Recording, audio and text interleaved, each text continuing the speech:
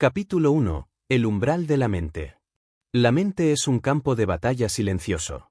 Allí no resuenan cañones ni espadas, allí no se derrama sangre visible, pero es el lugar donde se deciden las victorias más grandes y también las derrotas más dolorosas. Porque mientras el cuerpo puede soportar la fatiga y la piel puede resistir las heridas, es en la mente donde se define si te levantas o te rindes, si avanzas o retrocedes, si te forjas en acero o te disuelves en arena.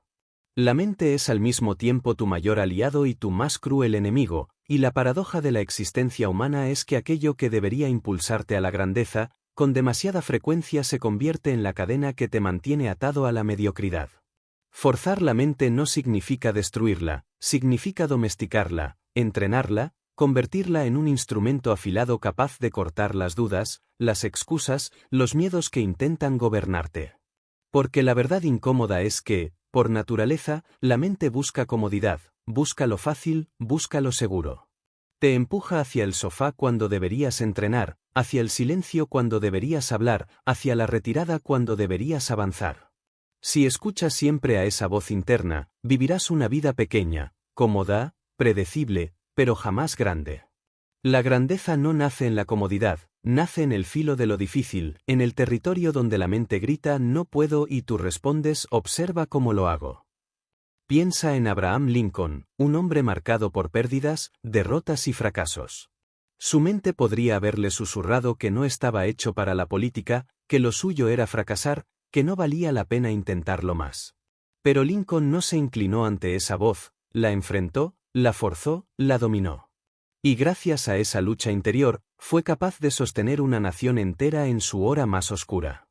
La historia lo recuerda no porque su vida fuera fácil, sino porque su mente fue más fuerte que sus circunstancias. Mira a Thomas Edison, condenado a vivir con el estigma de haber sido considerado incapaz por sus maestros.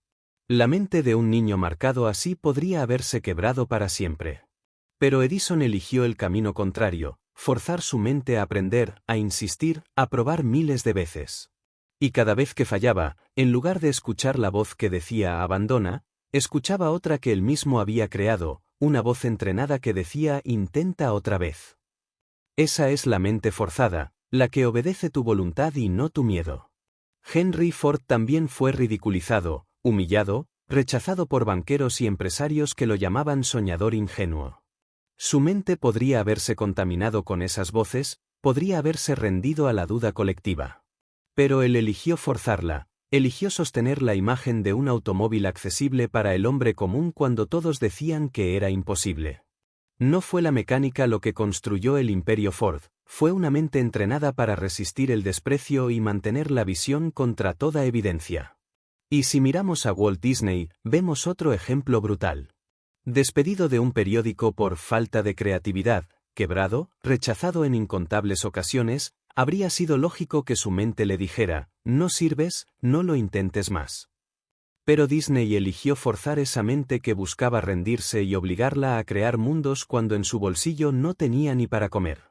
El resultado fue un legado de imaginación que aún respira en la memoria colectiva de la humanidad.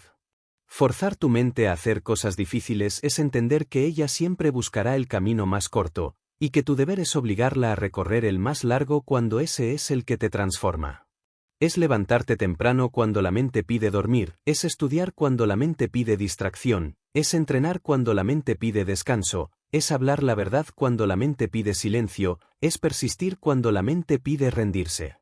Cada vez que lo haces, tallas tu carácter como el escultor que golpea el mármol hasta revelar la obra maestra escondida. La mente es plástica, moldeable, y cada acto de disciplina la entrena. Cada vez que eliges lo difícil, creas nuevas conexiones, nuevas rutas internas que hacen más natural la fortaleza. Al principio será insoportable, pero con el tiempo lo difícil se vuelve hábito, y el hábito se convierte en identidad. Entonces ya no eres alguien que hace cosas difíciles, eres alguien que es difícil de quebrar. Mira a los estoicos, a Séneca, a Epicteto, a Marco Aurelio. Todos enseñaban lo mismo, no puedes controlar el mundo, pero puedes controlar tu mente. Y esa es la esencia del liderazgo interior. El mundo siempre será incierto, siempre será caótico, siempre tendrá tormentas. Pero si forjas tu mente, ninguna tormenta podrá hundirte, porque llevarás dentro un ancla más fuerte que cualquier viento. La pregunta es, ¿estás dispuesto a forzar tu mente, a resistir la dulce trampa de lo fácil y abrazar el filo de lo difícil? Porque ahí es donde se separan los que sobreviven de los que trascienden. Ahí es donde se forja el carácter, donde se revela la grandeza, donde se escribe la historia de los hombres y mujeres que el mundo recuerda. Dominar tu mente es el inicio de dominar tu destino. Y forzarla a hacer lo difícil es el precio que pagas por la libertad verdadera. Capítulo 2. La mentalidad como fundamento. La mentalidad es el terreno sobre el cual se construye cualquier grandeza, porque de nada sirve tener sueños, planes o incluso talentos si el marco mental que sostiene tu vida está corroído por la duda, la resignación o la pereza. La mente humana es como un campo fértil, si plantas semillas de convicción, crecerán frutos de fortaleza, pero si permites que entren semillas de mediocridad, lo que cosecharás serán excusas disfrazadas de justificación. Por eso, antes de hablar de disciplina, de acción o de victorias, hay que hablar de mentalidad, porque todo comienza allí, en esa estructura invisible que define cómo interpretas lo que ocurre y cómo respondes ante lo que parece imposible. Muchos hombres fracasan no por falta de recursos, sino por falta de mentalidad, no porque no tuvieran oportunidades, sino porque su mente nunca se preparó para reconocerlas ni aprovecharlas. Piensa en Abraham Lincoln, derrotado una y otra vez en elecciones locales y nacionales, hundido en pérdidas personales, enfrentando la sombra de la depresión.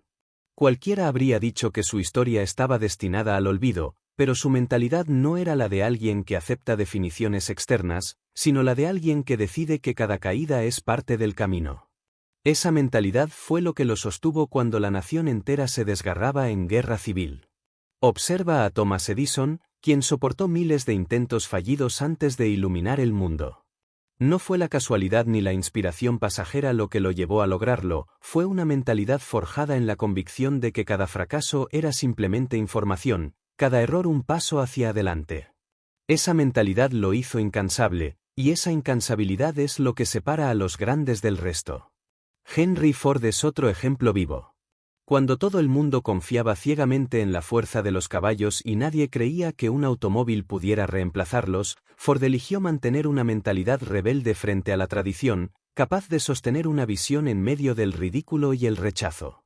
Su imperio no nació del metal ni de las máquinas, sino de una mentalidad inquebrantable que lo obligaba a creer en lo que aún no existía. ¿Y cómo olvidar a Walt Disney, al que una vez le dijeron que carecía de creatividad? Su mente podría haberse llenado de resentimiento, de amargura, de esa voz interna que repite «quizás tienen razón». Pero Disney eligió otra mentalidad, la de ver mundos enteros donde otros solo veían papel en blanco. Su imperio de imaginación no nació de los aplausos del inicio, nació de una mentalidad que se negó a ser moldeada por el rechazo. La mentalidad es lo que decide si los obstáculos son muros infranqueables o escalones que te acercan más alto. Dos hombres pueden enfrentar la misma tormenta, uno se hunde, el otro aprende a navegar. La diferencia no está en la tormenta, está en la mentalidad con que la enfrentan. Y aquí aparece la verdad incómoda, tu mentalidad no es un regalo, es una elección que tomas todos los días. Cada mañana decides si alimentar tu mente con pensamientos que te fortalecen o permitir que la duda y el miedo la envenenen. Forzar tu mente a hacer cosas difíciles no es posible sin antes entrenar la mentalidad adecuada. Porque en el instante en que aparece el dolor, la incomodidad o el cansancio, tu mentalidad decide si continúas o abandonas. El músculo puede estar fuerte, pero si la mente se quiebra, el cuerpo caerá con él. En cambio, un cuerpo cansado puede seguir avanzando si la mentalidad lo obliga a resistir. Esa es la diferencia entre el que se detiene y el que sigue hasta la cima. La mentalidad también es acumulativa. No se construye de un día para otro, sino con decisiones repetidas. Cada vez que eliges seguir aunque no tengas ganas, cada vez que eliges hacer lo correcto aunque nadie te aplauda, cada vez que eliges continuar cuando otros se rinden, estás entrenando tu mentalidad, estás fortaleciendo tu cimiento. Al principio es difícil, pero con el tiempo se vuelve natural, y lo que ayer era imposible mañana se convierte en rutina. Mira la filosofía de los estoicos. Epicteto, esclavo de nacimiento, aprendió a gobernar su mente incluso cuando no podía gobernar su cuerpo. Marco Aurelio, emperador de Roma, escribió que el hombre no controla los eventos externos, pero siempre puede controlar su interpretación de ellos. Esas enseñanzas siguen vivas siglos después porque la mentalidad es la única libertad que nadie puede arrebatarte. Pregúntate, ¿qué mentalidad gobierna tu vida?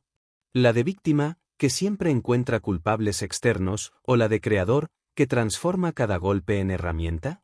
¿La de la queja, que paraliza, o la de la acción, que impulsa? ¿La de la resignación, que se conforma, o la de la rebelión, que dice ¿puedo más?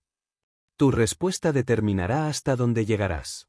Si deseas forzar tu mente a hacer cosas difíciles, comienza por dominar la mentalidad que la dirige.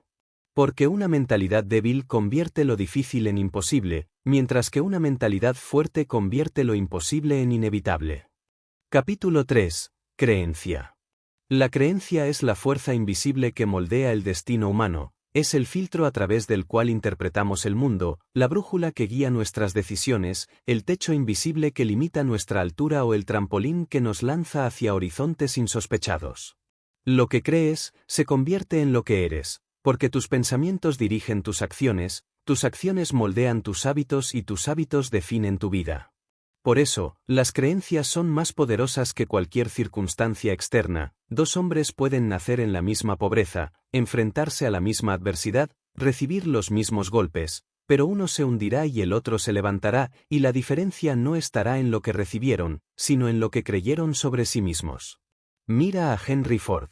Cuando declaró que produciría un automóvil accesible para todos, fue ridiculizado por empresarios, ingenieros y banqueros que lo llamaban soñador ingenuo. Si hubiera creído esas voces, si hubiera permitido que la creencia de los demás se convirtiera en la suya, su nombre estaría olvidado. Pero eligió creer en lo imposible, eligió creer en su visión aun cuando nadie lo hacía, eligió creer que la máquina que imaginaba podía cambiar el mundo. Y lo hizo. Ford demostró que las creencias no son opiniones inofensivas, son semillas de imperios o de ruinas. Abraham Lincoln también enfrentó el filo de las creencias. La mayoría de los hombres de su tiempo creían que la esclavitud era natural, inevitable, que la nación no podía sobrevivir sin ella. Pero Lincoln eligió creer lo contrario, eligió sostener la creencia de que todos los hombres nacen libres, y esa creencia lo empujó a soportar críticas, ataques y la guerra más sangrienta de su país. Su creencia se convirtió en ley, y esa ley en libertad. Walt Disney fue un hombre de creencias inquebrantables. Cuando le dijeron que carecía de creatividad, pudo haber adoptado esa creencia como verdad y vivir el resto de su vida en la sombra de esa condena. Pero eligió creer en su propia imaginación más que en la opinión de un editor, eligió creer que sus dibujos podían emocionar a millones cuando ni siquiera tenía para comer. Y esa creencia, sostenida contra la burla, contra la bancarrota y contra la duda, fue la chispa que encendió uno de los legados más duraderos del siglo. La creencia puede ser tu mejor arma o tu peor prisión. Porque no importa qué tanto talento tengas, si crees que no puedes, no actuarás, y no importa qué tantas limitaciones tengas, si crees que puedes, moverás montañas. El hombre que cree que es débil se comporta como débil aunque tenga fuerza. El hombre que cree que es fuerte se comporta como fuerte aunque esté cansado. Esa es la trampa y la grandeza de la creencia, convierte percepciones en realidades. Piensa en Thomas Edison. Nadie en su entorno habría creído que un niño considerado incapaz podría llegar a cambiar el mundo. Pero Edison creyó en su capacidad de aprender, de experimentar, de persistir, y esa creencia fue lo que le permitió fracasar miles de veces sin quebrarse. Si hubiera creído que el fracaso lo definía, habría abandonado. Su luz no nació de la bombilla, nació de la creencia que lo mantuvo en pie cuando todos se burlaban. Las creencias también son acumulativas. Lo que repites en tu mente cada día, lo que aceptas como verdad una y otra vez, se convierte en tu identidad. Si todos los días te dices no soy capaz, tu mente construirá pruebas para confirmarlo. Si todos los días te dices puedo más, tu mente buscará maneras de demostrarlo. El cerebro es obediente a las creencias, incluso si son falsas. Por eso, la batalla más importante no está afuera, está en lo que eliges creer sobre ti. La ciencia moderna lo confirma. El efecto placebo es prueba de que la creencia puede incluso modificar el cuerpo. Pacientes que reciben una pastilla sin ningún ingrediente activo, pero que creen que es medicina, experimentan mejoras reales en su salud. La creencia tiene poder físico, químico, biológico. Y lo mismo ocurre en la vida diaria. Cuando crees que puedes lograr algo, tu cuerpo entero se organiza en esa dirección, tu energía se multiplica, tu creatividad se enciende. Cuando crees que no puedes, tu cuerpo se apaga, tu energía se reduce, tu voluntad desaparece. La historia está llena de ejemplos de pueblos enteros liberados o esclavizados por creencias. Los griegos creían en la libertad como valor supremo y se rebelaron contra imperios gigantescos. Los pueblos sometidos que creyeron que sus cadenas eran destino nunca se liberaron. La creencia colectiva puede mover revoluciones o perpetuar tiranías. Lo mismo ocurre en tu vida personal. Las creencias que sostienes deciden si eres prisionero de tu pasado o constructor de tu futuro. Y aquí está la verdad que incomoda: muchas de tus creencias no son tuyas. Son ideas heredadas de tu familia, de tu cultura, de tu entorno, de voces externas que se infiltraron en tu mente cuando eras demasiado joven para defenderte. Crees que no puedes porque alguien te lo dijo una vez. Crees que no eres suficiente porque una comparación te hirió. Crees que el fracaso es un final porque la sociedad lo repite. Pero todo eso son cadenas prestadas, barrotes que aceptaste sin darte cuenta. La grandeza comienza cuando decides examinar tus creencias como quien revisa las vigas de una casa antes de construir sobre ellas. ¿Qué creo sobre mí? ¿Qué creo sobre el fracaso? ¿Qué creo sobre el éxito? ¿Qué creo sobre mis límites? Y si descubres que tus creencias son débiles, limitantes, tóxicas, entonces debes destruirlas y reemplazarlas, aunque duela, porque ningún edificio puede ser más alto que sus cimientos. Mira a Viktor Frankl en los campos de concentración. Perdió todo lo externo: familia, libertad, posesiones. Pero su creencia fundamental permaneció intacta: el hombre siempre tiene la libertad de elegir su actitud. Esa creencia fue su salvación. No evitó el dolor, no evitó la tragedia, pero le dio sentido y lo convirtió en fuerza. Esa creencia no solo lo sostuvo, lo convirtió en guía para millones que después leerían su obra. Pregúntate con brutal honestidad: ¿qué creencias estás sosteniendo hoy que limitan tu vida? ¿Qué cadenas mentales has aceptado como verdades inquebrantables? ¿Qué posibilidades has enterrado simplemente porque alguien, hace años, te convenció de que no podías? Y luego pregúntate: ¿qué ocurriría si cambiaras esas creencias por otras más grandes? ¿Qué pasaría si, en lugar de creer que no eres capaz, creyeras que cada día puedes reconstruirte? ¿Qué pasaría si, en lugar de creer que los límites son muros, creyeras que son escalones? El poder de la creencia no está en la lógica, está en la convicción. Muchas veces no tendrás pruebas, no tendrás evidencias, no tendrás resultados. Solo tendrás una creencia que arde dentro de ti como fuego. Y si eliges sostenerla contra todo, esa creencia se convierte en profecía cumplida. Así que entiende esto: tus creencias son el guión invisible de tu vida. Si lo que crees te encadena, jamás serás libre. Si lo que crees te impulsa, nada podrá detenerte. Forzar tu mente a hacer cosas difíciles comienza por forzar tus creencias a alinearse con tu grandeza. Y cuando tus creencias cambien, tu mundo entero cambiará con ellas. Capítulo 4. Claridad y visión. La claridad es la linterna que disipa la niebla de la duda y revela el terreno en el que caminas. Es la diferencia entre un hombre que se agota corriendo en círculos y aquel que, con pasos firmes aunque lentos, avanza hacia la cima que eligió. La visión es el faro distante que da sentido a esa claridad, es la imagen poderosa del futuro que aún no existe pero que ya arde en tu mente como una realidad inevitable. Sin claridad ni visión, puedes trabajar duro, puedes gastar toda tu energía, puedes llenar tus días de movimiento, pero terminarás vacío porque el esfuerzo no estuvo dirigido hacia nada. Con claridad y visión, incluso las acciones más pequeñas se convierten en parte de un destino mayor. El mundo está lleno de hombres y mujeres talentosos que nunca alcanzaron grandeza porque no supieron hacia dónde dirigir su talento. Corrieron, se esforzaron, lucharon, pero sin claridad eran como barcos con velas desplegadas y viento a favor, pero sin timón, navegando sin rumbo hasta perderse en mares sin fin.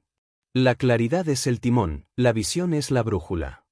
Sin ellas, todo esfuerzo se convierte en desgaste, con ellas, incluso el sacrificio más doloroso se convierte en inversión. Mira a Cristóbal Colón, que zarpó hacia lo desconocido porque su claridad le decía que el mapa conocido no era todo lo que existía, y su visión le mostraba tierras más allá del horizonte. Mientras el mundo repetía dogmas sobre abismos al final del mar, Colón sostenía en su mente la certeza de que había rutas nuevas, y esa claridad, unida a su visión, lo llevó a enfrentar motines, tormentas, hambre y desesperación. El resultado fue el descubrimiento de un continente entero, un capítulo nuevo en la historia humana.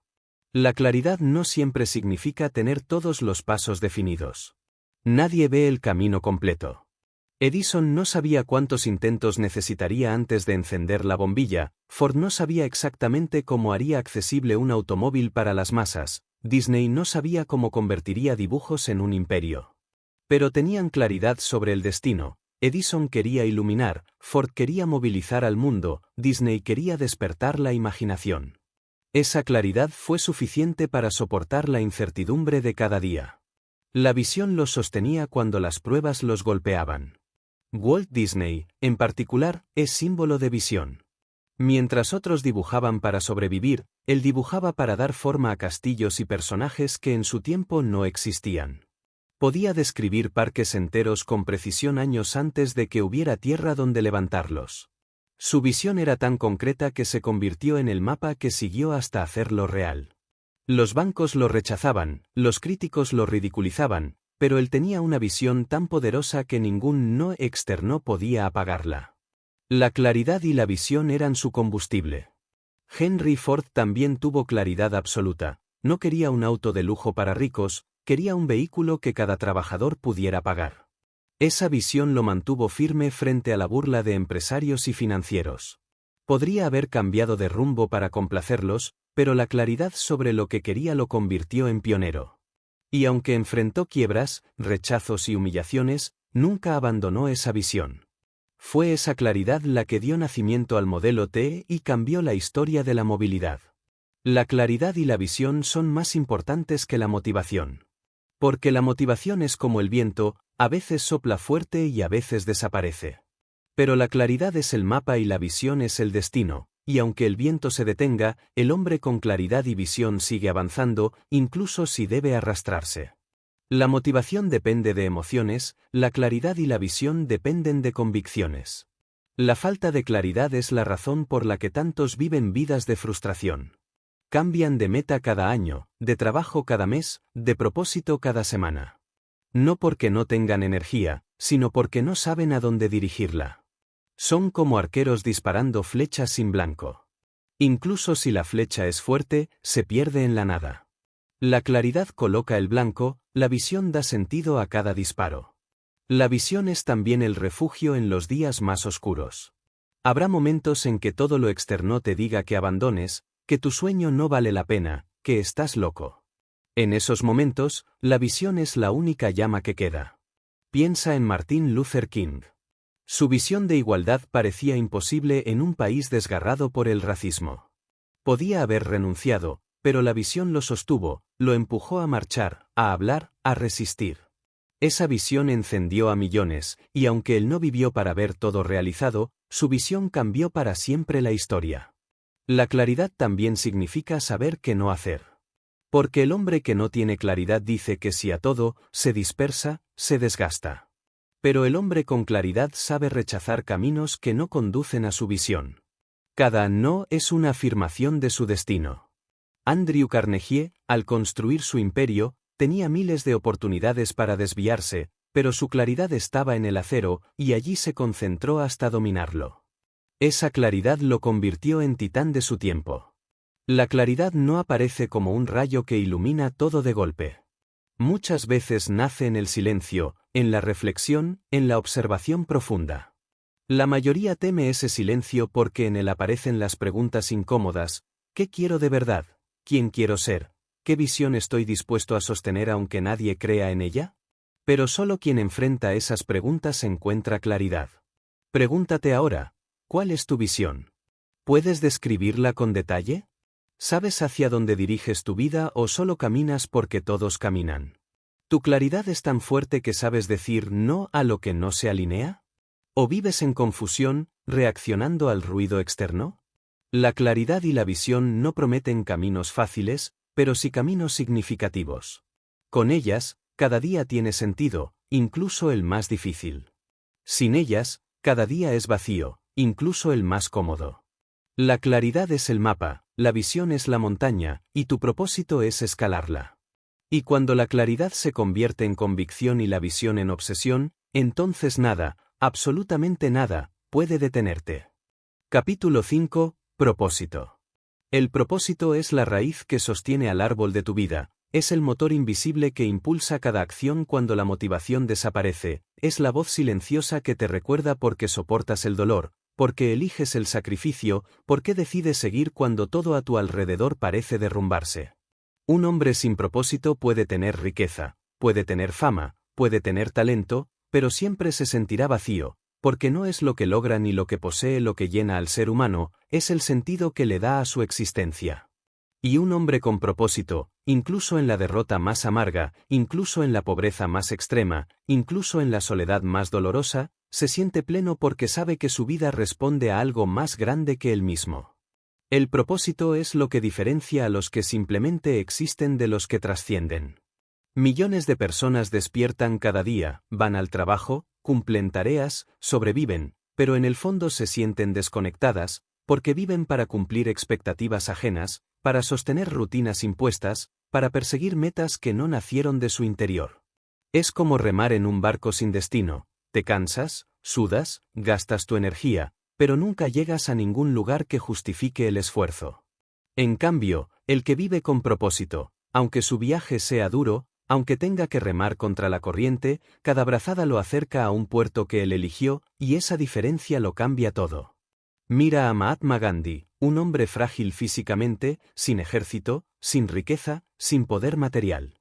Pero su propósito de liberar a su pueblo era tan grande que soportó encarcelamientos, insultos, hambre y violencia sin rendirse.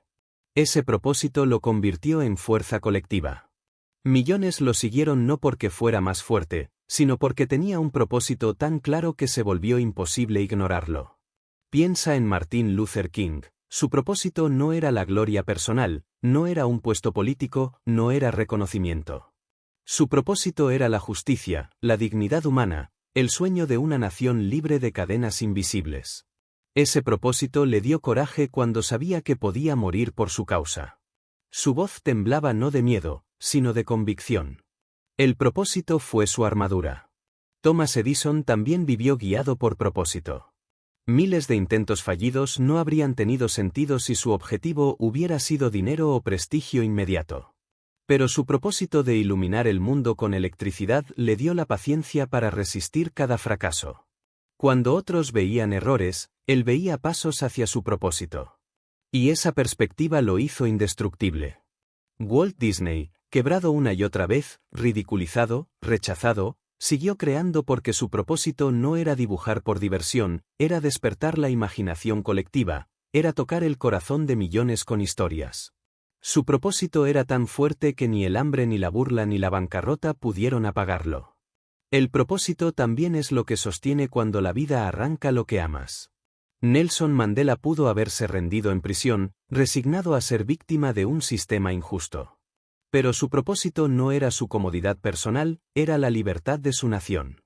Ese propósito lo sostuvo 27 años tras los barrotes, y al salir, lo convirtió en símbolo de reconciliación y esperanza. ¿Y qué decir de Beethoven, cuya sordera podría haber destruido a cualquier músico? Su propósito, sin embargo, no era escuchar, era crear. Su misión era darle voz al alma humana a través de la música, y ni la pérdida de su oído pudo arrebatarle esa convicción. Compuso obras que aún hoy estremecen al mundo, demostrando que el propósito es más fuerte que cualquier limitación física. El propósito no siempre es claro desde el inicio. A veces se revela en una pasión que arde desde niño. A veces aparece en una injusticia que no toleras más. A veces se revela en una herida que se convierte en misión. Lo importante no es cómo llega, sino qué haces cuando lo reconoces. Porque el dolor más grande de un ser humano no es fallar, es traicionar su propósito. Es llegar al final de su vida sabiendo que pudo haber sido más y no lo fue. El propósito no se mide en dinero ni en fama, se mide en impacto. Andrew Carnegie acumuló una fortuna inmensa, pero entendió que su propósito no era morir rico, era devolver al mundo lo que había recibido. Invirtió en bibliotecas, en educación, en instituciones que aún hoy benefician a millones. Sin propósito, habría sido un millonario más. Con propósito, se convirtió en un benefactor eterno. El propósito es lo que da coherencia a tu disciplina. Sin propósito, la disciplina se siente como cárcel. Con propósito, la disciplina se convierte en un privilegio. Quien vive con propósito se levanta temprano no por obligación, sino porque cada día es un paso hacia su misión. Quien vive sin propósito se levanta temprano por miedo, por presión, por rutina, y eso lo consume. Pregúntate, ¿cuál es tu propósito? ¿Qué es aquello por lo que estarías dispuesto a sufrir sin quejarte, a luchar sin garantías, a sacrificarte sin reconocimiento? Esa pregunta no es cómoda, pero la respuesta lo cambia todo. Porque cuando descubres tu propósito, la vida deja de ser una serie de tareas desconectadas y se convierte en un viaje coherente. El propósito convierte la pérdida en enseñanza, el dolor en fuerza, el fracaso en parte del proceso. Te da razones para seguir cuando la lógica te dice que abandones. Te da combustible cuando la motivación desaparece. Te da claridad cuando el mundo es confuso. El propósito es la chispa que enciende la visión y la llama que la sostiene hasta hacerse realidad. Y aquí está la verdad, no necesitas un propósito perfecto ni grandioso desde el inicio. Necesitas uno auténtico. No importa si tu propósito es transformar el mundo entero o solo transformar tu comunidad. Lo que importa es que sea tuyo, que nazca de lo más profundo de tu alma, que sea suficientemente fuerte como para sostenerte cuando lleguen las tormentas. El propósito es la raíz de la grandeza. Y cuando lo encuentras y lo abrazas, nada externo puede detenerte. Porque un hombre con propósito puede perderlo todo, pero nunca estará vacío. Y un hombre sin propósito puede ganarlo todo, pero siempre se sentirá perdido. Capítulo 6. Disciplina. La disciplina es el fuego secreto en el que se forja el carácter, es el puente que conecta la visión con los resultados, es el acero invisible que sostiene a los hombres y mujeres que deciden ir más allá de lo cómodo, más allá de lo que su mente natural pide, más allá de lo que la mayoría está dispuesta a soportar. Sin disciplina, incluso el propósito más grande se marchita, incluso la visión más clara se desvanece, incluso la creencia más poderosa se convierte en un ideal vacío. Con disciplina, incluso los sueños más imposibles se convierten en hechos palpables, porque la disciplina es acción sostenida, repetida, constante, incluso cuando nadie te observa, incluso cuando nadie te aplaude, incluso cuando tu cuerpo y tu mente suplican detenerse. La disciplina no es glamorosa. No es un espectáculo que el mundo admire, es una batalla silenciosa, diaria, muchas veces invisible. Es levantarse antes del amanecer cuando el cuerpo exige dormir, es repetir la misma tarea una y otra vez hasta que la perfección ya no sea un accidente sino una consecuencia inevitable, es sostener tu compromiso cuando la motivación se evapora y la emoción inicial desaparece. La disciplina es la prueba definitiva de amor hacia tu propósito, porque demuestra que lo valoras más que tu comodidad momentánea. Mira a Thomas Edison. Su genialidad no fue un destello mágico, fue la consecuencia de una disciplina inquebrantable. Miles de intentos fallidos lo habrían destruido si hubiera confiado solo en la motivación. Pero la disciplina lo mantuvo probando, ajustando, perseverando. Edison comprendió que la inspiración visita a todos, pero solo se queda con quienes la reciben trabajando. Fue la disciplina, no el talento innato, lo que encendió la bombilla y con ella iluminó al mundo. Henry Ford, con su sueño de poner un automóvil en cada hogar, enfrentó burlas, rechazos financieros, quiebras dolorosas. Cualquiera en su lugar habría renunciado tras el tercer o cuarto fracaso. Pero Ford eligió la disciplina de seguir, de ajustar, de insistir. Día tras día, reunión tras reunión, intento tras intento, se mantuvo firme. No fue un golpe de suerte lo que creó la industria automotriz moderna, fue la disciplina de un hombre que no se permitió rendirse. Walt Disney encarnó la disciplina creativa. No bastaba con tener imaginación, era necesario el esfuerzo diario de dibujar cuando estaba quebrado, de escribir guiones cuando nadie quería comprarlos, de perfeccionar cada detalle de sus producciones cuando el dinero no alcanzaba ni para la comida. Su éxito no fue producto de momentos aislados de genio, sino de una disciplina feroz que lo empujaba a seguir creando aunque el mundo entero le diera la espalda. La disciplina es lo que diferencia al que desea del que conquista. Todo el mundo desea, pero pocos están dispuestos a pagar el precio que exige la disciplina. Todos quieren resultados, pero pocos aceptan la incomodidad de los hábitos que los producen. Y aquí está la verdad, no hay éxito sin incomodidad sostenida. La disciplina es, en esencia, la habilidad de posponer la gratificación, de elegir el sacrificio de hoy por el beneficio de mañana. El que no se disciplina, busca atajos, y los atajos siempre cobran un precio más alto.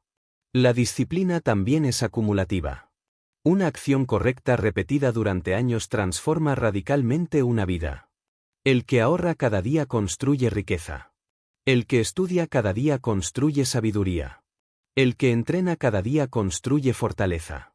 La disciplina no necesita ser espectacular, necesita ser constante. Es la gota de agua que, repitiéndose una y otra vez, rompe la roca más dura.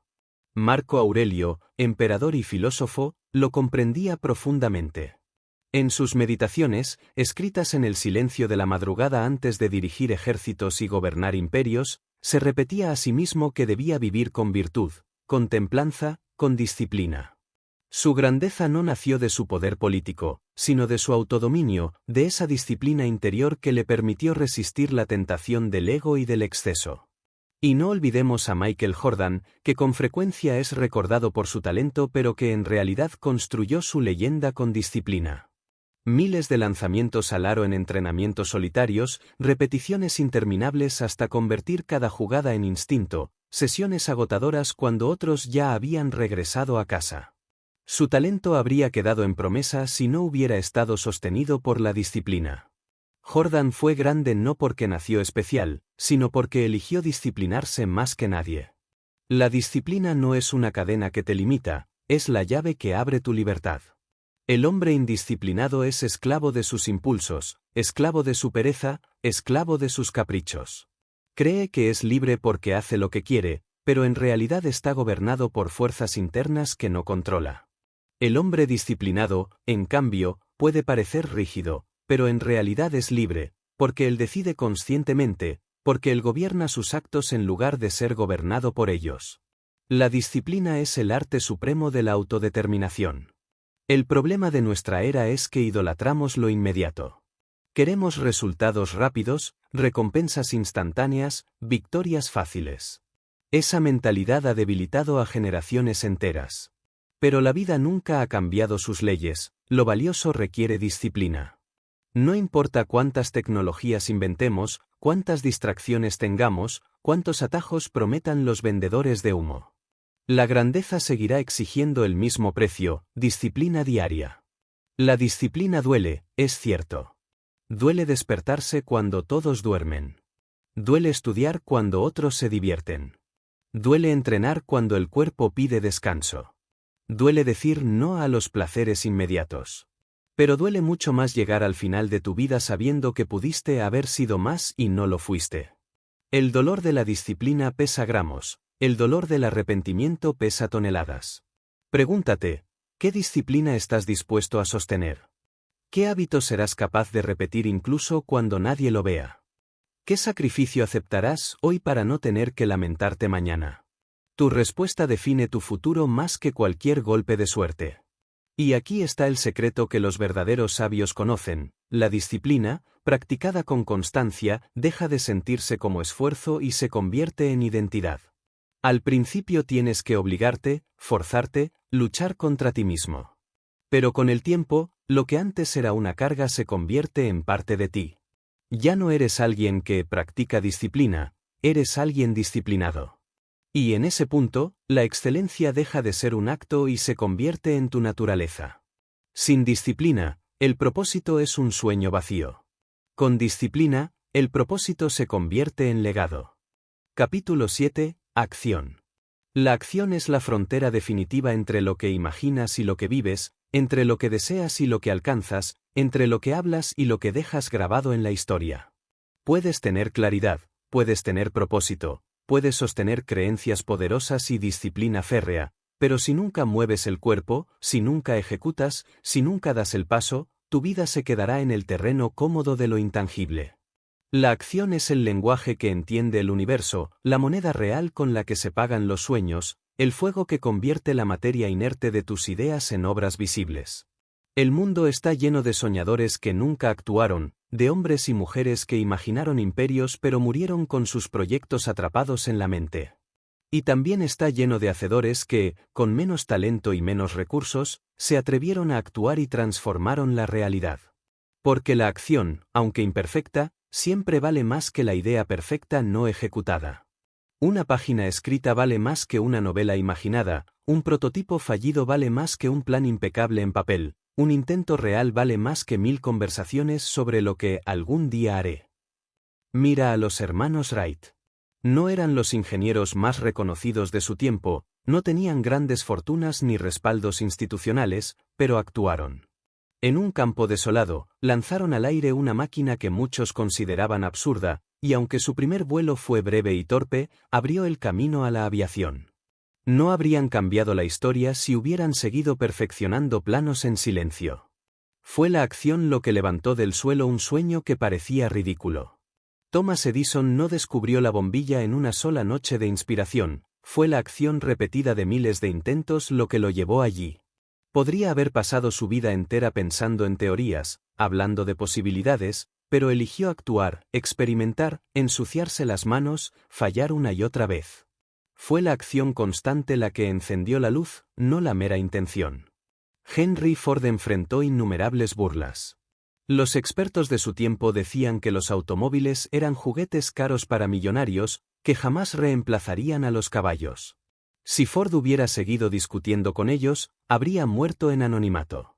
En lugar de eso, actuó, construyó fábricas, ensambló prototipos, insistió hasta lograr una cadena de producción que transformó al mundo. Su acción silenciosa valió más que 1000 argumentos. Walt Disney, rechazado por banqueros y empresarios, podría haberse rendido tras cada fracaso. Pero actuó, siguió dibujando, siguió escribiendo, siguió construyendo. Su acción lo llevó a ver cómo de la nada surgían personajes y mundos enteros que terminarían conquistando corazones de generaciones. Sin acción, su creatividad se habría quedado encerrada en bocetos olvidados. La acción es también el remedio contra el miedo. El miedo crece cuando lo alimentas con inacción, cuando lo dejas multiplicarse en tu mente mientras postergas. Pero en el momento en que actúas, el miedo se reduce, porque la realidad siempre es menos aterradora que la imaginación. El primer paso siempre es el más duro, pero es el que destruye la parálisis. Puedes leer todos los manuales de natación, pero hasta que no entras al agua no aprendes a nadar. Puedes imaginar 1000 veces cómo será dar un discurso, pero hasta que no hablas frente a la audiencia no se libera tu voz. El miedo se derrota con acción, nunca con contemplación.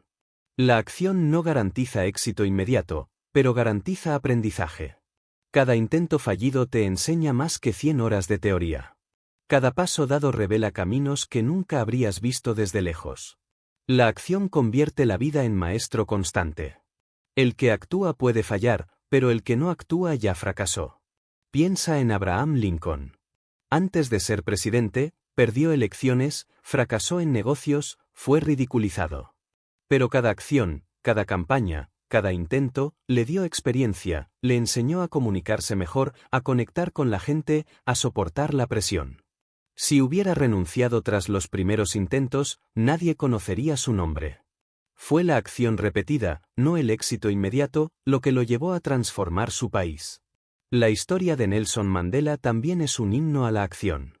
Enfrentó un sistema brutal que habría hecho temblar a cualquiera. Podría haberse resignado, podría haber permanecido en silencio para proteger su vida, pero actuó, organizó, habló, lideró. Su acción lo llevó a prisión por décadas, pero esa misma acción lo convirtió en símbolo global de libertad. La acción es imperfecta, incómoda, arriesgada, pero siempre es mejor que la pasividad.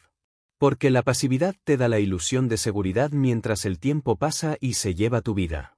La acción, en cambio, te da cicatrices, pero también crecimiento, te da cansancio, pero también experiencia, te da derrotas, pero también victorias. La acción también es acumulativa. Una pequeña acción repetida durante años se convierte en transformación radical. El que escribe una página diaria termina con libros. El que entrena 30 minutos diarios termina con un cuerpo transformado. El que actúa con constancia, aunque sus acciones parezcan mínimas, construye un destino gigantesco. El problema es que muchos esperan el momento perfecto. Dicen que actuarán cuando tengan más recursos, más apoyo, más claridad. Pero el momento perfecto no existe. Los que cambian el mundo actúan en medio del caos, de la escasez, de la confusión. Esperar es postergar la vida. Actuar es abrazarla. Pregúntate, ¿qué sueños has dejado morir porque no actuaste? ¿Qué oportunidades dejaste escapar porque esperaste demasiado? ¿Qué habría ocurrido si hubieras actuado cuando tu mente te decía que no estabas listo? Y ahora, lo más importante, ¿qué ocurrirá si decides actuar hoy? La acción es lo que convierte un propósito en legado. Es la firma en la página de la historia. Es el grito silencioso que dice, estuve aquí y dejé huella. Los hombres que recordamos no son los que pensaron más, sino los que actuaron más. Así que no esperes más. Da el paso. Da el salto. Mueve el cuerpo.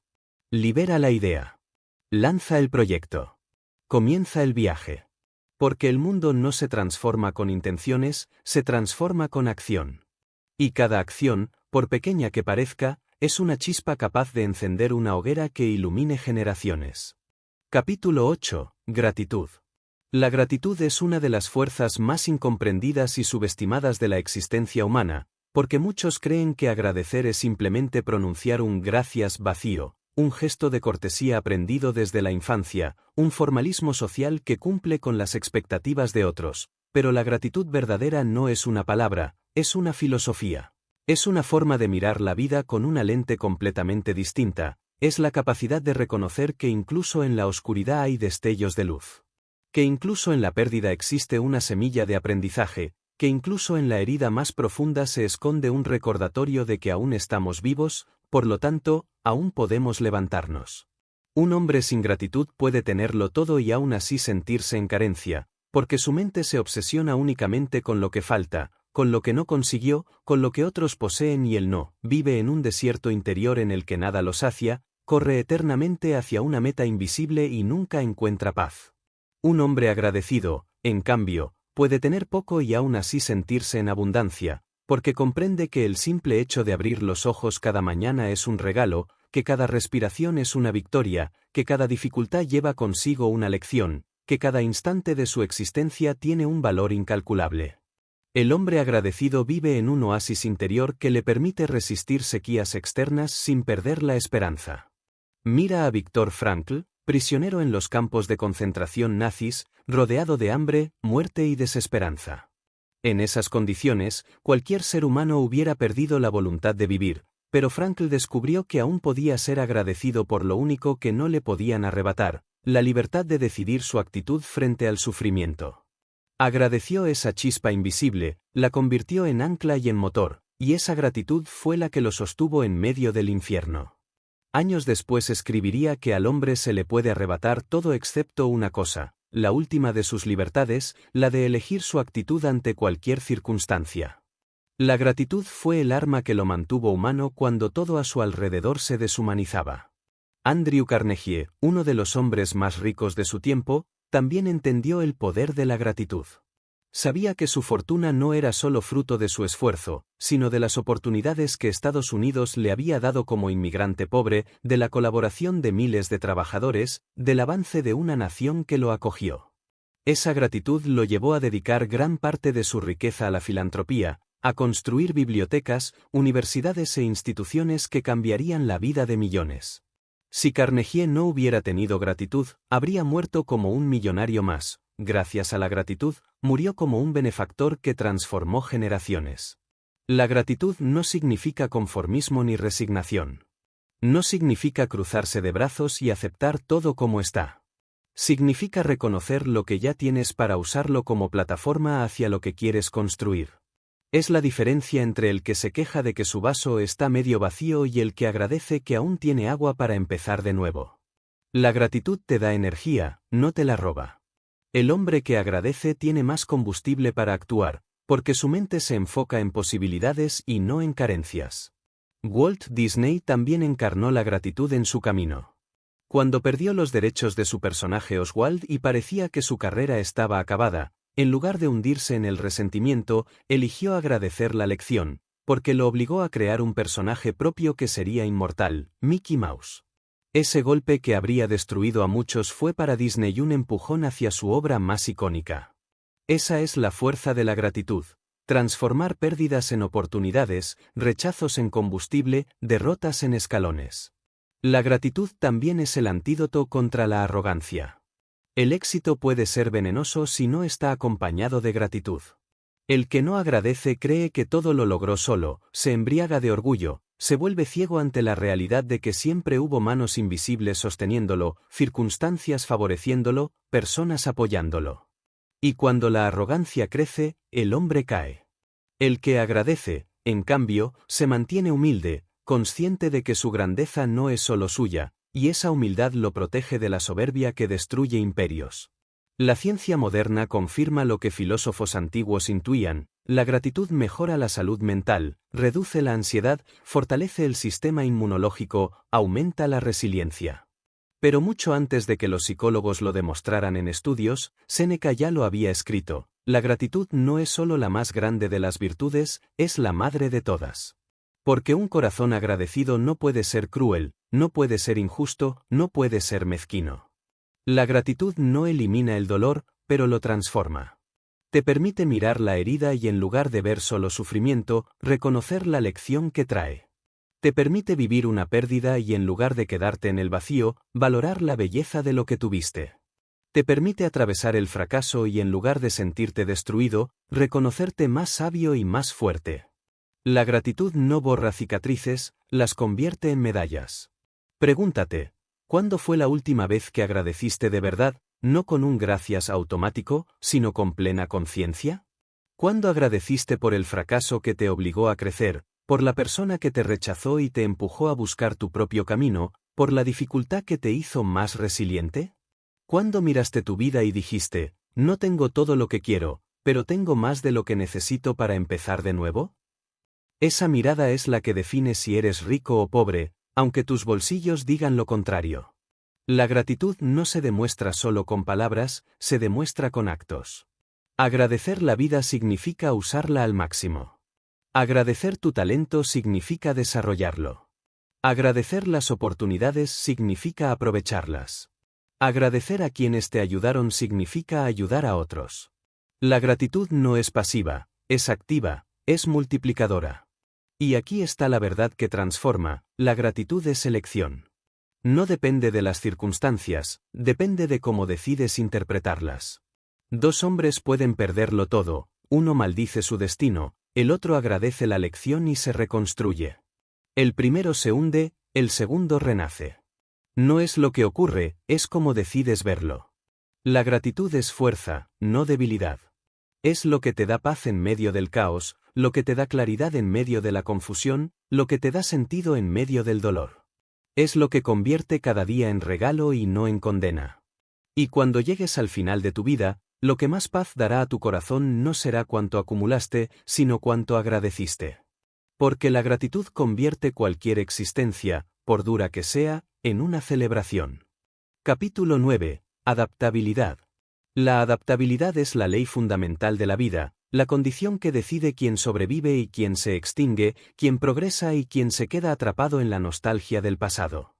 No sobrevive necesariamente el más fuerte ni el más inteligente, sino el que sabe adaptarse mejor a los cambios, el que sabe observar la realidad tal como es y no como quisiera que fuera, el que es capaz de reinventarse cada vez que el mundo lo obliga, el que entiende que aferrarse al ayer es morir lentamente, mientras que fluir con el presente es abrirse a lo infinito. La historia entera de la humanidad es un relato de adaptabilidad. Los primeros hombres no eran los más rápidos ni los más fuertes, No tenían colmillos afilados ni garras poderosas, eran frágiles frente a los depredadores, vulnerables al frío, al hambre y a la enfermedad.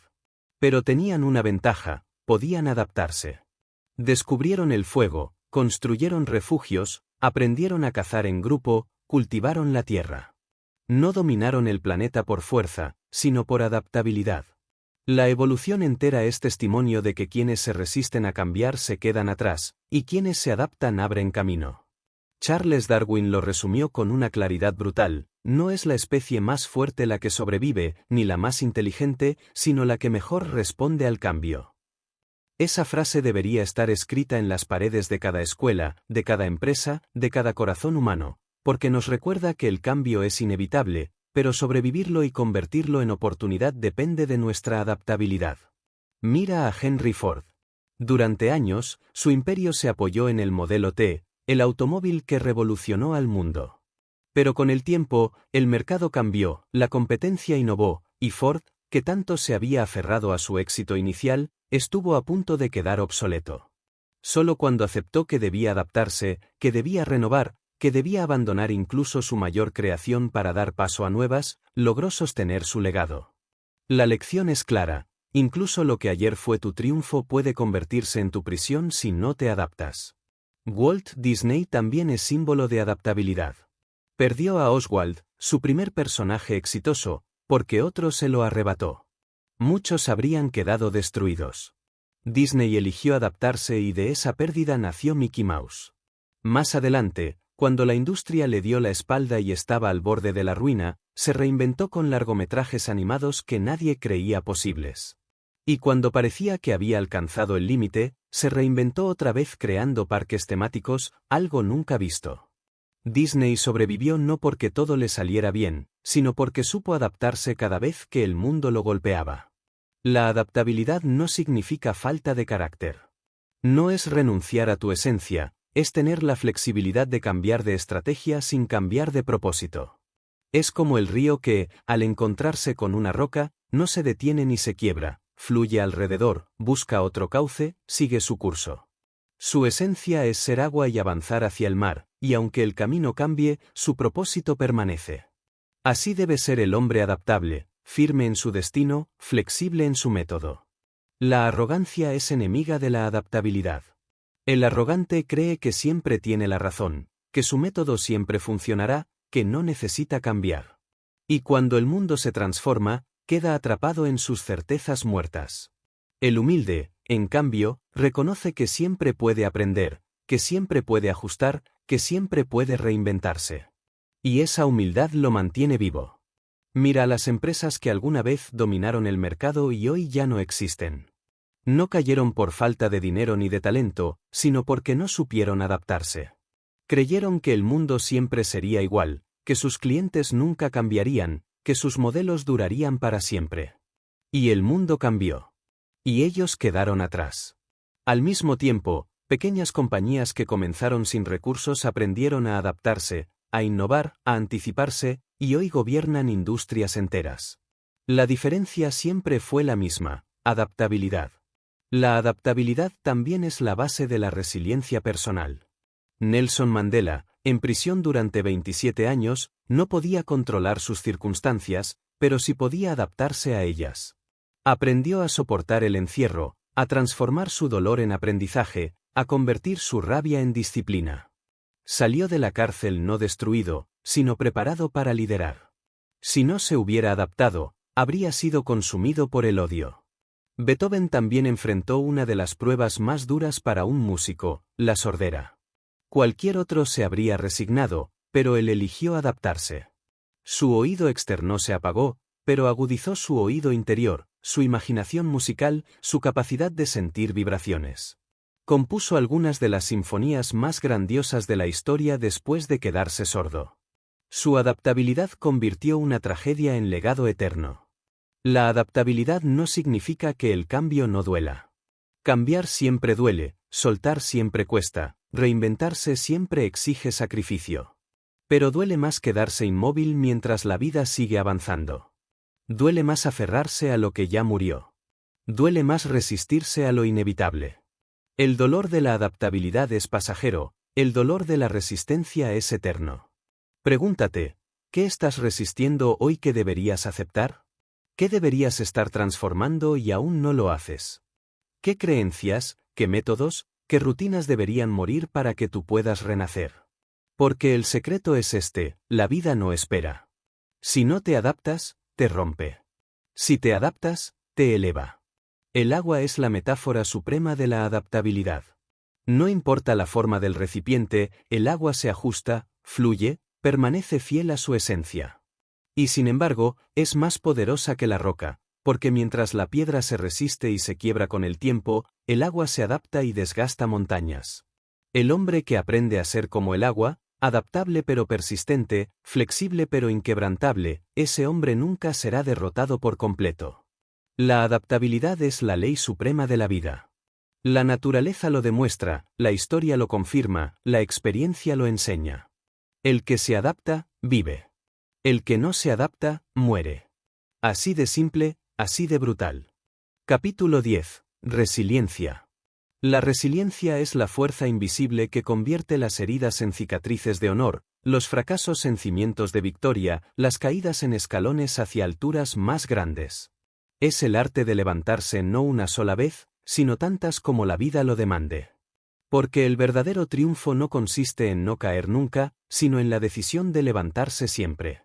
La resiliencia no es resistencia pasiva, no es simplemente aguantar los golpes, es la capacidad de transformar cada golpe en energía, cada derrota en sabiduría, cada dolor en fortaleza. Un hombre sin resiliencia puede tener talento, puede tener recursos, puede tener sueños, pero al primer gran golpe se derrumba y jamás vuelve a levantarse. Un hombre resiliente, en cambio, aunque carezca de todo lo anterior, aunque enfrente tormentas interminables, seguirá de pie, porque ha aprendido que no es la caída la que lo define, sino la manera en que se levanta. La resiliencia es, en esencia, la victoria de la voluntad sobre la tragedia. Mira la vida de Nelson Mandela. Encerrado durante 27 años en una celda fría, con su juventud consumiéndose tras los barrotes, con la esperanza aparentemente aplastada por un régimen cruel. La mayoría habría salido destruida, consumida por el odio, convertida en sombra. Mandela salió más fuerte. Porque durante esos años no solo resistió, sino que se reconstruyó internamente. Convirtió el dolor en paciencia, la rabia en determinación, la oscuridad en visión. Su resiliencia lo transformó en líder de reconciliación cuando lo fácil habría sido convertirse en vengador. Piensa en Abraham Lincoln. Antes de convertirse en presidente de Estados Unidos, perdió en elecciones, fracasó en negocios, sufrió depresiones profundas y vio morir a seres queridos. Cada una de esas heridas pudo haberlo quebrado para siempre. Pero Lincoln era resiliente, se levantó tras cada golpe, más sabio, más fuerte, más preparado. Fue esa resiliencia la que le permitió sostener una nación en guerra civil, no como un hombre intacto, sino como un hombre que se había reconstruido una y otra vez.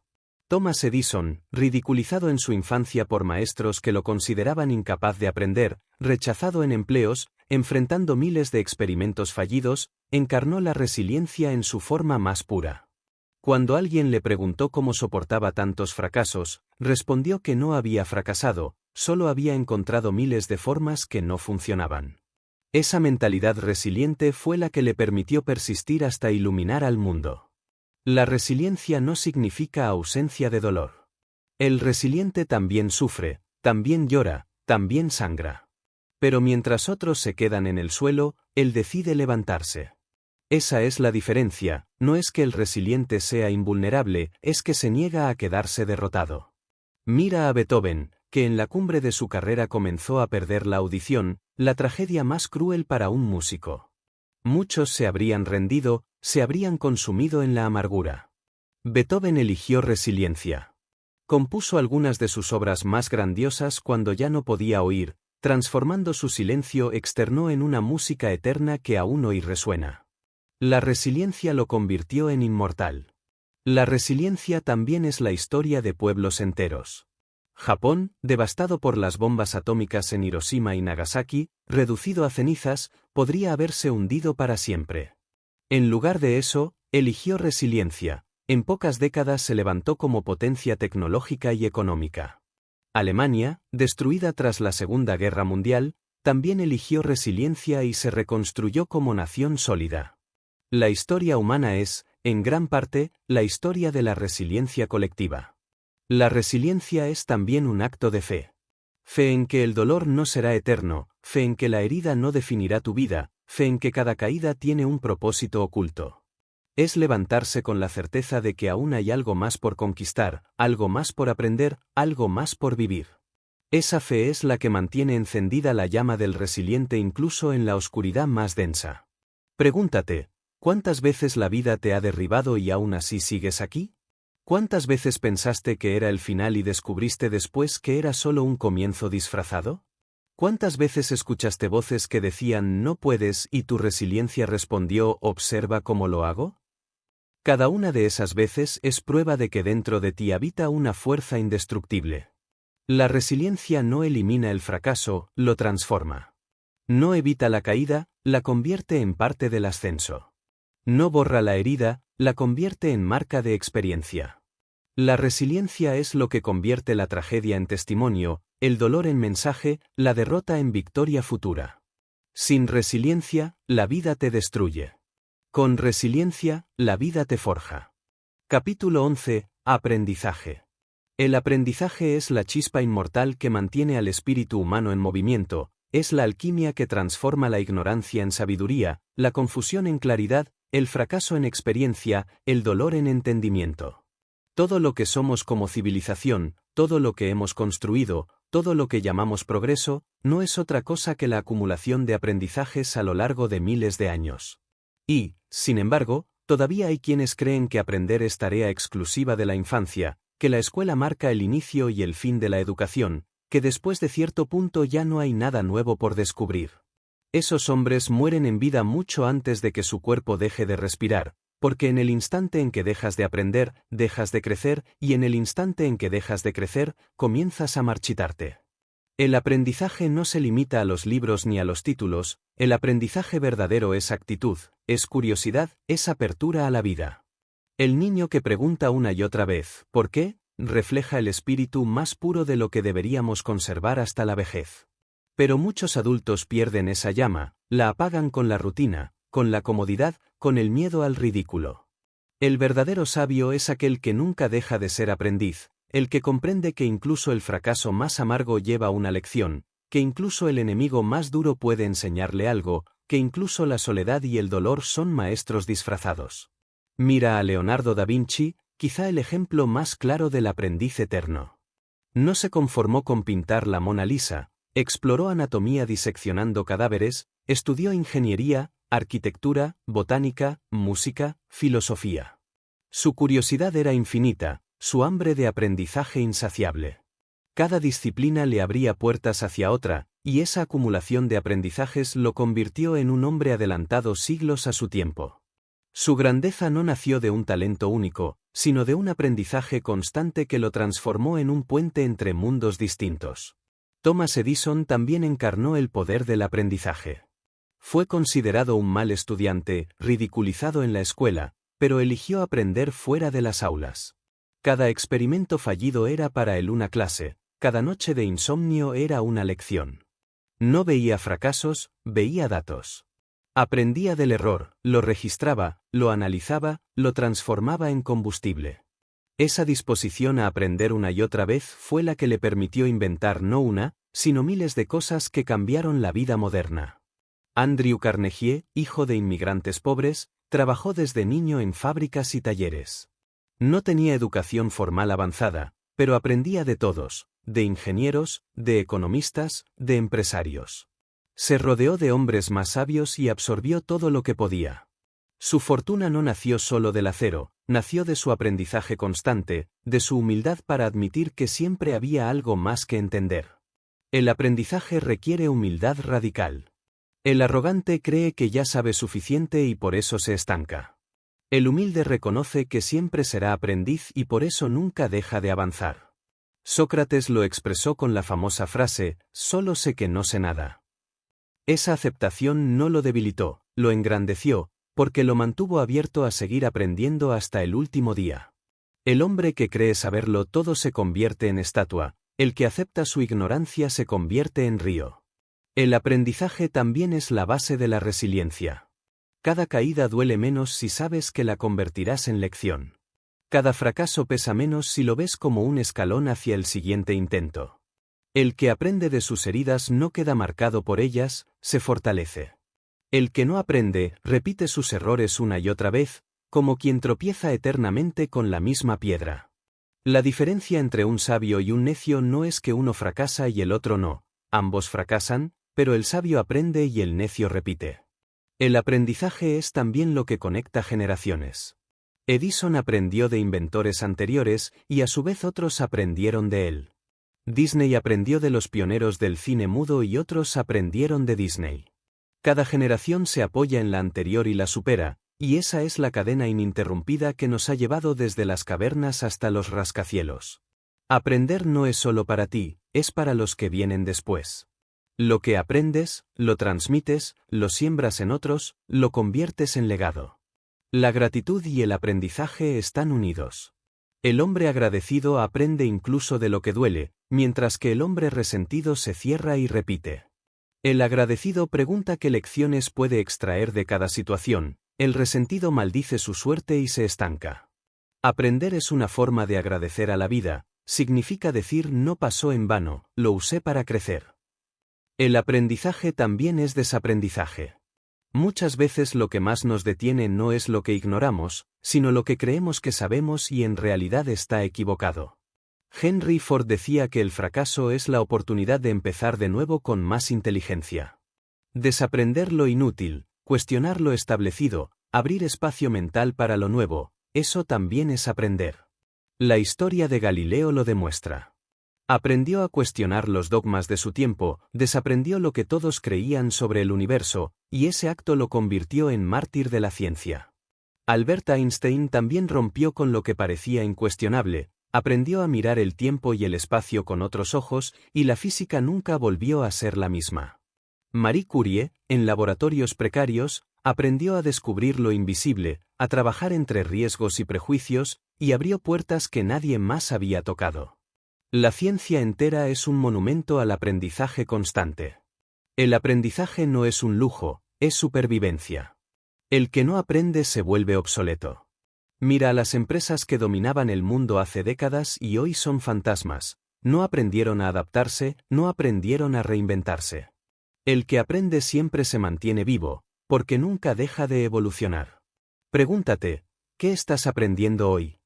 ¿Qué libros alimentan tu mente? ¿Qué experiencias estás analizando? ¿Qué errores estás convirtiendo en lecciones? ¿O sigues repitiendo lo mismo, atrapado en el ciclo de la ignorancia? Tu respuesta define tu futuro más que tu pasado. El aprendizaje no tiene fin. Puedes llegar a viejo en cuerpo, pero si aprendes cada día, tu espíritu seguirá joven. El cuerpo inevitablemente envejece, pero la mente que aprende se mantiene luminosa, despierta, viva. El que deja de aprender muere aunque siga respirando, el que aprende, aunque tenga 80 años, renace cada día. Aprender es expandirse, es abrir puertas, es romper cadenas, es inmortalizarse. Porque lo que aprendes no muere contigo, lo compartes, lo siembras en otros, lo conviertes en legado eterno. Capítulo 12. Conclusión. La cumbre del espíritu humano. La vida entera es una montaña colosal que se levanta frente a cada ser humano desde el instante en que respira por primera vez, una cumbre que parece inalcanzable cuando la observas desde el valle, una cumbre que solo unos pocos deciden escalar, no porque sea fácil ni porque tengan garantías, sino porque comprenden que quedarse en la comodidad del llano es traicionar la grandeza para la que nacieron. Cada día que pasa, cada decisión que tomas, cada batalla interna que enfrentas es un paso en esa montaña, y aunque la mayoría se detiene en la mitad del camino, agotada, resignada, conforme con una vida mediocre, existe una minoría de hombres y mujeres que continúan ascendiendo aun cuando sus músculos tiemblan, aun cuando la tormenta los azota, aun cuando la soledad los acompaña, porque saben que el verdadero tesoro no está en llegar sin heridas, sino en demostrar que cada cicatriz es testimonio de haber luchado hasta lo último. Y esa cumbre, esa cima del espíritu humano, no es un lugar geográfico ni un premio material, es un estado de conciencia, es el momento en que descubres que la verdadera victoria no estaba en el mundo externo, sino en el mundo interno que supiste conquistar. Es el instante en que entiendes que no viniste solo a sobrevivir, viniste a dejar huella, a convertirte en ejemplo, a transformar el dolor en legado, a demostrar que dentro de ti habita una fuerza indestructible capaz de levantarse una y mil veces. La cumbre es comprender que el verdadero viaje no fue hacia afuera, fue hacia adentro, que no escalaste montañas de piedra, escalaste las montañas invisibles de tus miedos, de tus dudas, de tus limitaciones, y que cada paso que diste contra la voz interna que te decía no puedes fue un triunfo mayor que cualquier aplauso externo. Mira a los grandes nombres de la historia y verás que todos ellos fueron alpinistas del espíritu. Edison, fallando miles de veces hasta encender la luz, no escalaba un laboratorio, escalaba la montaña de la perseverancia. Lincoln, derrotado en elecciones y sumido en pérdidas personales, no escalaba solo una carrera política, escalaba la montaña de la resiliencia que lo convertiría en sostén de una nación. Mandela, encerrado 27 años, no escalaba solo los muros de una prisión, escalaba la montaña del perdón y de la libertad interior. Disney, quebrado y ridiculizado, no escalaba solo una empresa, escalaba la montaña de la imaginación contra el cinismo del mundo. Beethoven, componiendo en la sordera, no escalaba partituras, escalaba la montaña del alma contra la oscuridad del silencio.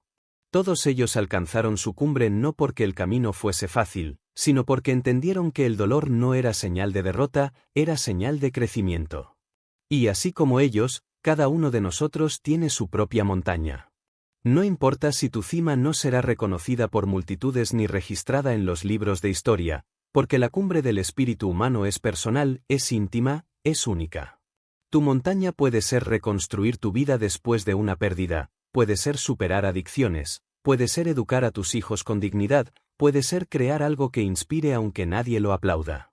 No importa la forma de tu montaña, lo que importa es que decidas escalarla con todo tu ser, sin rendirte, sin quedarte atrapado en el valle de la comodidad. El valle es tentador, allí hay descanso, hay rutina, hay falsa seguridad. Pero el valle nunca te mostrará quién eres de verdad. Solo en la altura descubres tu esencia. Solo en la altura sientes el aire limpio de haber conquistado tus sombras. Solo en la altura ves el panorama de lo que fuiste capaz de superar. La cumbre no se alcanza de pie impecable, se alcanza con rodillas ensangrentadas, con pulmones ardiendo, con lágrimas en los ojos, pero también con el alma en llamas y el corazón expandido. Y cuando llegas a esa cumbre, entiendes que cada caída valió la pena, que cada herida fue necesaria, que cada noche oscura fue parte del camino. Entiendes que la vida nunca buscó destruirte, siempre buscó forjarte. Que el dolor no fue castigo, fue entrenamiento. Que las derrotas no fueron finales, fueron inicios disfrazados. Que cada paso que diste, incluso el más pequeño, fue indispensable para alcanzar ese punto donde finalmente te reconoces como la obra más grande que construiste, tú mismo. La cumbre del espíritu humano es la coherencia absoluta entre lo que pensaste, lo que soñaste, lo que hiciste y lo que llegaste a ser. Es el día en que puedes mirarte al espejo sin miedo, sin arrepentimiento, y decir, no desperdicié mi vida, no me traicioné, no me rendí. Es el silencio profundo de un alma que sabe que vivió con propósito, que luchó con disciplina, que actuó con valentía, que agradeció en la dificultad, que se adaptó al cambio, que aprendió siempre y que se levantó después de cada golpe. Esa es la cumbre que hoy te espera. No en un futuro lejano, no en un mañana ideal, sino en las decisiones que tomas hoy, ahora, en este instante. Cada día que despiertas tienes frente a ti la elección, permanecer en el valle o avanzar un paso más en la montaña.